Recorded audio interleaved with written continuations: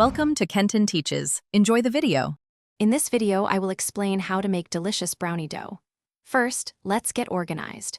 Before you begin mixing, gather all your ingredients and tools.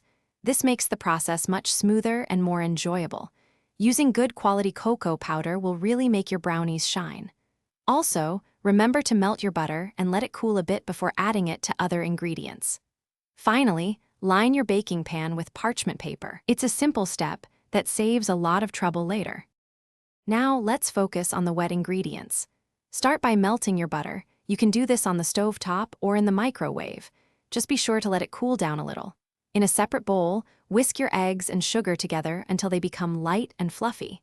This step is key for a good texture. Then, add a teaspoon of vanilla extract for that wonderful aroma and taste. Finally, gently combine the cooled melted butter with your egg and sugar mixture, mixing until just incorporated. Next, it's time for the dry ingredients. In a separate bowl, sift together your cocoa powder, all-purpose flour, and a pinch of salt. Sifting helps prevent lumps and ensures even distribution.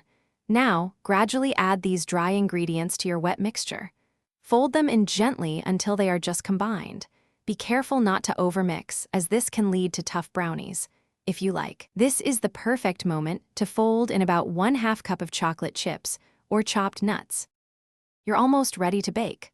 Pour your rich brownie dough into the prepared baking pan. Use a spatula to spread it evenly, ensuring a consistent thickness for even baking. Before placing it in the oven, make sure your oven is preheated to the temperature specified in your recipe, usually around 350 degrees Fahrenheit. Bake your brownies according to the recipe's instructions, typically for about 25 to 35 minutes, until a toothpick inserted comes out with moist crumbs. Thanks for watching. Please subscribe if this video was helpful.